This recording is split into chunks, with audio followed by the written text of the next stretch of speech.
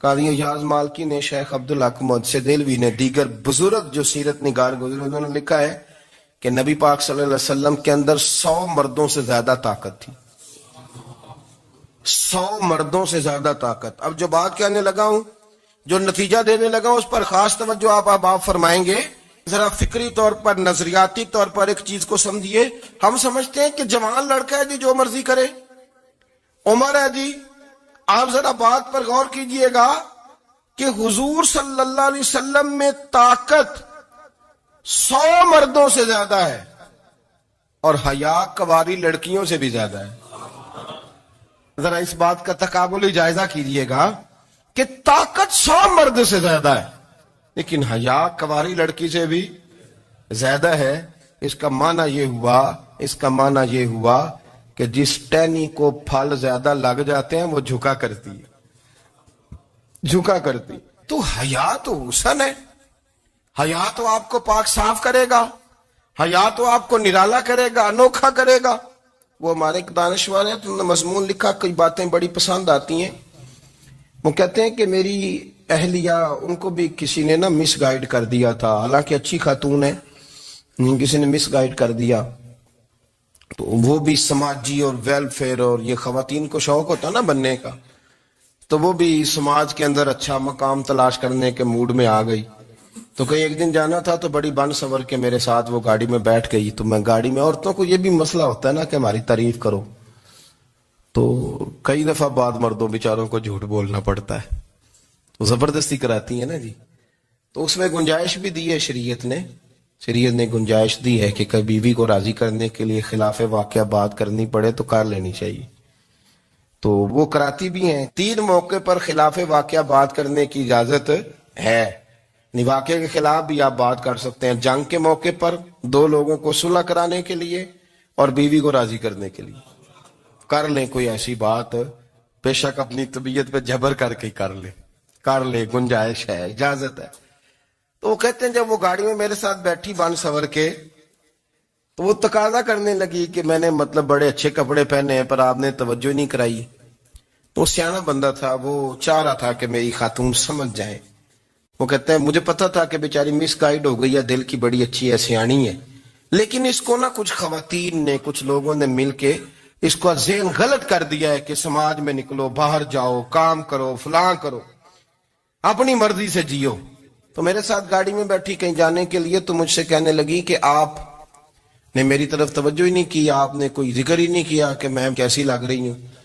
تو وہ کہتے ہیں میں نے اسے کہا کہ اگر تو ناراض نہ ہو تو پھر میں صحیح والی تعریف کر دوں.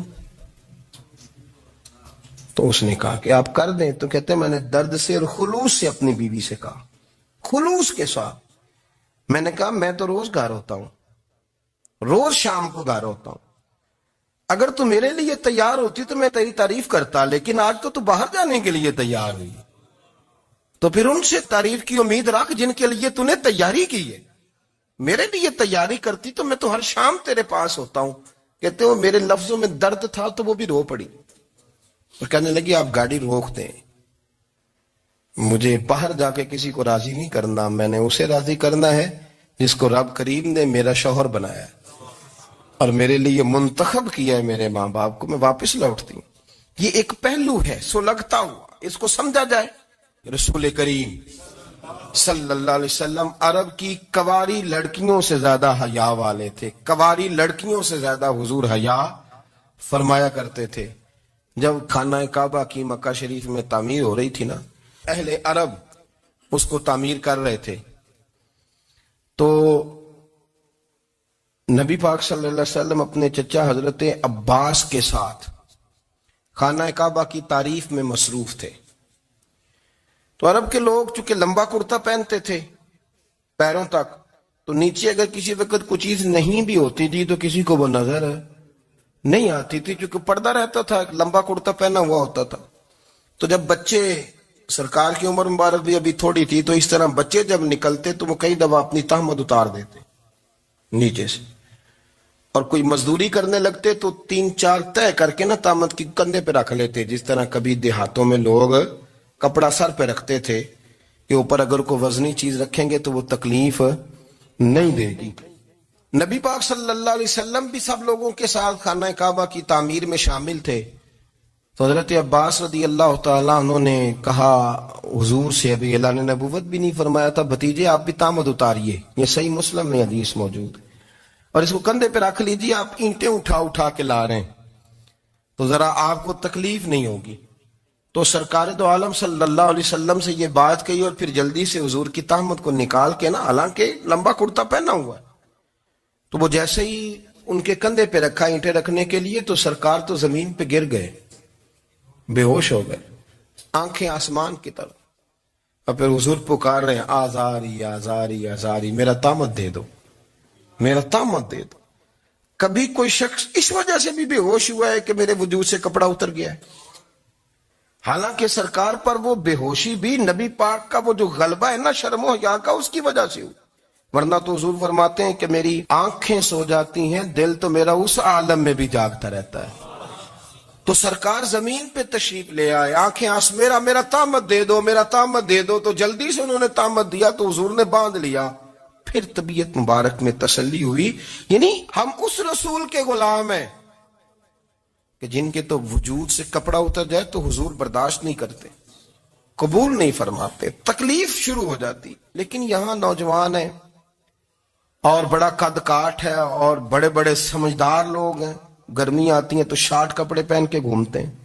ان کو خیال نہیں کہ یہ وہ والا لباس ہے جو باہر تو کیا گھر میں اماں کے سامنے نہیں پہننا چاہیے، بہنوں اور بیٹیوں کے سامنے نہیں پہننا چاہیے. آپ کی گفتگو میں شرم و حیا ہو، آپ کے لب و لہجے کے اندر حسن ہو. آپ کو پتہ ہے نبی پاک صلی اللہ علیہ وسلم نے فرمایا میری امت میں سب سے زیادہ حیا کرنے والے عثمان غنی ہیں. عثمان غنی سب سے زیادہ حیا کرنے والے. آپ فرمایا کرتے تھے جب سے حضور کا چہرہ دیکھا ہے میں نے کبھی اپنی شرمگاہ بھی نہیں دیکھی، میں نے آنکھوں کا وضو نہیں توڑا، اور جب سے حضور کے دست مبارک میں میں نے بیعت کے لیے سیدھا ہاتھ بڑھایا تو پھر سیدھا ہاتھ میں نے کبھی گندگی کو نہیں لگایا. حیات. آپ باتھ روم کے اندر بھی غسل فرماتے تھے تو کپڑوں سمیت کرتے تھے. کسی نے کہا حضرت جی واش روم کے اندر کیوں نہیں کپڑے اتارتے؟ آپ فرمانے لگے باہر بندوں سے حیا کرتا ہوں، اندر جاتا ہوں تو رب سے حیا آنی شروع ہو جائے، وہ تو دیکھ رہا ہے نا. تو میں جو بات آپ کی خدمت میں عرض کرنا چاہتا ہوں اس کو آپ سمجھیے گا میرے عزیز، کہ شرم والا مزاج، گفتگو بھی شرم والی، آنکھیں بھی شرم والی، لباس بھی شرم والا، دوستی یاری بھی شرم والی، بہت ساری ایسی باتیں. دیکھیں نا آپ ذرا، میں نے کہا کہ باتوں کو سن کے گزر نہ جایا کریں، اس کی گہرائی پر غور کریں.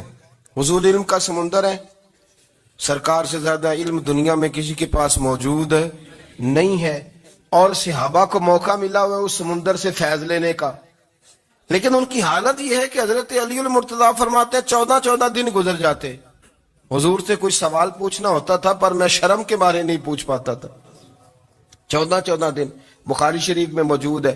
ایک دن نبی پاک صلی اللہ علیہ وسلم نے پوچھا صحابہ سے کہ وہ کون سا درخت ہے جس کے پتے نہیں گرتے، اور وہ درخت اس طرح ہے جس طرح مومن ہوتا ہے، وہ درخت میرے مومن کی طرح بتاؤ. حضرت عبداللہ ابن عمر فرماتے مجھے پتا تھا کہ وہ کھجور کا درخت ہے، لیکن چونکہ ابو بکر صدیق بھی بیٹھے ہیں، عمر فاروق بھی بیٹھے ہیں، مولا علی بھی بیٹھے ہیں، عثمان غنی بھی بیٹھے ہیں، اتنے جید لوگ بیٹھے ہیں، تو مجھے حیا آتی تھی کہ میں کیوں جواب دوں. کہتے ہیں سرکار نے کئی دفعہ پوچھا، لوگوں نے کئی اور درخت بتائے پر فرمایا تمہارا جواب درست نہیں ہے. آپ حیا کے اس پہلو پر غور کریں کہ سوال کا جواب آتا ہے، سوال کا جواب، یعنی مجھے سوال کا جواب آتا اور پھر میں دوں نہ، مجھے بدعزمی نہ ہو جائے گی. یہ کیسے ممکن ہے کہ میری رات گزر جائے، مجھے پتا بھی تھا میں نے بتایا نہیں. بہت سارے لوگ آ کے بہت ساری باتیں بتاتے ہیں، بہت ساری باتیں وہ سمجھاتے ہیں، تو ہم غور سے ان کا چہرہ دیکھنے لگ جاتے ہیں، کہتے ہیں یار اس کا تو دعویٰ تھا کہ میں سمجھنے آتا ہوں، تو یہ تو ہمیں سمجھا رہا ہے، چلو الحمدللہ ہم سمجھنے کو تیار ہے. لیکن میرے عزیز پتہ بھی ہے جواب کا، علم بھی ہے، لیکن فرماتے ہیں میری حیا نے مجھے اجازت نہ دی کہ میں جواب دوں. آپ فرماتے ہیں پھر حضور سے صحابہ نے عرض کی کہ یا رسول اللہ آپ ہی بتا دیں وہ درخت کون سا ہے. تو حضور نے فرمایا بھئی وہ کھجور کا درخت ہے. تو آپ فرماتے ہیں میں دل ہی دل میں کہہ رہا تھا کہ الحمدللہ میرا جواب درست ہے. حالانکہ میں نے جواب دیا ہی نہیں. تو لفظوں میں حیا، جملوں میں حیا، آنکھوں میں حیا، اٹھنے میں حیا، بیٹھنے میں حیا، چلنے میں حیا ایک خوبصورت حسن ہے. اور نبی پاک صلی اللہ علیہ وسلم نے فرمایا جب تو بے حیا ہو جائے نا پھر تو آزاد ہے، پھر تو جو مرضی کا، پھر تو جو. اس لیے بزرگ جب کسی کو بے حیا کہتے تھے نا، اللہ اکبر، اور جب کسی کو کہتے تھے نا یہ بے حیا ہے تو لوگ سمجھتے تھے کہ کوئی ہلکی سی بات کر دی ہے، لیکن ان کا معنی یہ ہوتا تھا کہ بس بھائی اب اس کے ساتھ کوئی کلام کرنے کی ضرورت ہے، اس کو اب اصلاح کی ضرورت نہیں، یہ بے حیا ہے. کیا معنی؟ کہ اب یہ جو اس کے دل میں آئے گا وہ کرے گا، جو اس کی طبیعت چاہے گی وہ کرے گا، اب یہ کسی پہلو بھی قابو آنے کو تیار ہے. بے حیا ہو گیا. بے حیائی بہت بڑا عیب ہے. اور جو لوگ کہتے ہیں کہ ہمیں بالکل آزادی ہونی چاہیے، ہمارا اپنا جسم ہے تو ہماری اپنی مرضی چلے گی. ایک وزیر صاحب ہیں، پتہ نہیں میں ان کو جانتا تو نہیں، انہوں نے سینٹ میں تقریر کی ہے، میں نے ان کی بات سنی ہے. اس نے کہا نہیں بھائی، جسم رب کا ہے تو مرضی بھی تو رب کریم کی چلے گی، اور مرضی بھی اللہ کی. یہ مجھے تھوڑا سا مسئلہ ہے جسم پر، کبھی کبھی مجھے کثرت سفر سے الرجی ہو جاتی ہے. میرے ساتھ لوگ نا دل سے پیار کرتے ہیں. شاید ہی کوئی اچھا ڈاکٹر ہو جس تک میرے سنگی مجھے لے کے نہ گئے ہو، پر جسم اللہ کا ہے نا، مرضی بھی جب وہ چاہے گا صحت دے گا. کیوں کچے کاموں میں لوگ پڑ گئے، کیوں غلط لوگ سوچ میں پڑ جاتے ہیں؟ یہ اسی کا ہے. اور جب وہ چاہے گا، آپ اس بات کو اچھے طریقے سے سمجھ لیں کہ جو اپنی مرضی چوکوں چوراہوں میں کر رہے ہوتے ہیں نا، جو مرضی گندمند، وہ جانور ہوتے ہیں. وہ جانور ہوتے ہیں جو نہ چوک دیکھتے ہیں، نہ گلی دیکھتے ہیں، نہ انہیں پتہ ہوتا ہے کہ جگہ کون سی ہے. وہ انسان، میں نے کہہ دیا جو میں نے کہنا تھا، میں نے کہہ دیا. وہ جانور ہوتے ہیں. اور جو کچھ انسان ہوتے ہیں نا، ان کے اندر کچھ نہ کچھ پھر شرم حیا بھی ہوتی ہے. وہ چوکوں چوراہوں میں وہ حرکتیں اور وہ کام نہیں کرتے جو جانور کرتے ہیں. ان کے لیے بڑے پردے ہوتے ہیں، ان کے لیے بڑی باتیں ہوتی ہے، ان کے لیے بڑا کچھ ہوتا ہے. جو بالکل آزاد ہو جائے، کوئی پتہ نہ ہو کس وقت کیا کہنا ہے کیا کرنا ہے، تو پھر وہ دائرہ انسانیت سے خارج ہو جاتا ہے. ہم آپ کو کیا دعوت دیں؟ آپ تو وہ باتیں کر رہے ہیں جو اسلام کا انسانیت کے حق میں بھی ٹھیک نہیں. آپ تو وہ والی باتیں کر رہے ہیں جن کا انسانیت بھی تقاضا نہیں کرتی کہ یہ باتیں ہونی چاہیے. لیکن ایک بات، میں تو جذباتی نہیں ہوتا، میں بڑے غور سے چیزوں کو دیکھتا ہوں، سنتا ہوں. اور نہ میں ان موسمی مینڈکوں کی، وہ مجھے رات ایک صاحب کہنے لگے جی بڑے بڑے مولوی ایک بندے کے ساتھ بیٹھے ہوئے ہوتے تھے اور وہ روزے میں بڑے بڑے درس دیتا تھا تو وہ بھی فلانی حرکتیں کر رہا ہے. تو میں نے کہا ہم نے تو پرانا کہا تھا کہ موسمی مینڈک ہے، تو پرانے کہہ رہے ہیں کہ اداکار ہے. تو وہ جہاں کاسٹ کریں گے وہاں وہ اداکاری کرے گا. آپ کسی مذہبی جگہ کر لیں تو وہاں کر لے گا، کہیں اور جگہ کریں گے تو ہم تو پرانا کہہ رہے ہیں. تو کسی کو کبھی سمجھ آتی ہے تو کسی کو کبھی اور جگہ جا کے سمجھ آتی ہے. ہم ان لوگوں سے پریشان نہیں ہوتے. کیوں؟ سن لیں، کوئی مایوسی نہیں. ان کے اندر جتنا زور ہے وہ لگائیں. یہ ملک بنا ہے رسول اللہ کے نام پہ، یہ اللہ نے تحفہ دیا ہے امت مسلمہ کو. یہ نبی پاک کے نام پہ بنا ہے تو یہاں جھنڈا بھی وہی والا بلند ہونا ہے جو مدینے والے رسول کا جھنڈا ہے، اور یہاں وہی کام چلے گا جو نبی پاک نے بیان فرمایا. تو اس طرح کئی لوگ آتے ہیں، وہ شور شار کرتے ہیں، چلے جاتے ہیں. اتنے نہ پریشان ہوا کریں. بہت سارے لوگ تو بیچارے اس قابل بھی نہیں ہے کہ ان کا نام لیا جائے. مطلب اتنا ہم ان کو اہمیت دے دیں، ان کا ذکر کریں، ان کا نام لیں، ان کی بات کریں، وہ بیچارے اس قابل ہی نہیں ہے. مطلب سٹیٹس ہی نہیں ہے ہمارا. اتنے فارغ ہیں ہم کہ اب جو بندہ آئے گا کہانی چھیڑے گا تو ہم چھیڑ جائیں گے. اور بھائی اللہ کا فضل ہے الحمدللہ تعالی، لوگوں نے بڑا شور کیا اور بڑے زمانے سے دنیا شور کر رہی ہے، پر اللہ کے گھر مسجدیں بھری ہوئی ہیں. یہ جو بچیوں کو بچے مس گائیڈ کرتے ہیں، انہیں بڑے بڑے خواب دکھاتے ہیں، وہ بیچاری ماں باپ کو چھوڑ کے، بہن بھائی کو چھوڑ کے اس کے ساتھ شادی کرتی ہے. پھر جو اس کا بعد میں حشر ہوتا ہے، آپ ادلیاں نو سردار پہن تکے تے شرما والیاں نو جھوٹے ڈولیاں دے. پھر وہ بیچاری ماں باپ رکھتے نہیں، وہ ظلم کرتا ہے تو کتنی بڑی تکلیف میں وہ بچی آ جاتی. نازک شیشی ہوتی ہے نا تو ٹوٹ جاتی. یہی حال اب جدید خواتین اور یہ جو کچھ اینکر پرسن ہیں، یہ اصل میں نا یہ آپ کو سیاست سکھاتے ہیں، لیکن یہ مادر پیدر آزاد لوگ ہیں، بالکل آزاد۔ یہ تو علماء شور نہ کریں، بات نہ کریں، گفتگو نہ کریں، مشائخ بات نہ کریں، اور یہ جو کچھ سنجیدہ اور دینی طبقہ ہے یہ کوئی شور نہ کرے، یہ تو روڈوں پہ ننگے ہو کے آ جائیں معاذ اللہ۔ خوفناک نظریہ رکھتے ہیں یہ لوگ۔ عورت کو کہتے ہیں تیرے حقوق ہم تجھے لے کے دیں گے، مثلاً وہ کون سا حق ہے جو تم نے لے کے دینا ہے؟ میرے نبی کریم صلی اللہ علیہ وسلم اس کو بیٹی بھی بنایا ہے، اس کو بہن بھی بنایا ہے، اس کو ماں بھی بنایا ہے، اسے بیوی کا عالی شان رتبہ بھی عطا فرمایا ہے۔ اور چونکہ بیٹی کا بھی حق بڑا بیان کیا جاتا ہے، بہن کا بھی، ماں کا بھی، اور بیوی کے معاملے میں لوگ سمجھتے ہیں کہ زیادہ بات نہیں کرنی چاہیے، شاید مسئلہ خراب ہو جائے۔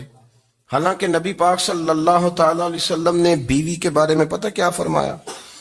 فرمایا جب تم نکاح کر لیتے ہو تو اپنا ایمان محفوظ کر لیتے ہو۔ اب میں اس کی شرح نہیں کرتا، اب خود کر لیجئے گا کہ وہ ایک ایسی شخصیت ہوتی ہے کہ جس کی موجودگی میں آپ کا ایمان محفوظ ہے۔ اب میں نہیں سمجھتا کہ اس سے بڑی بات کوئی اور ہو سکتی ہے۔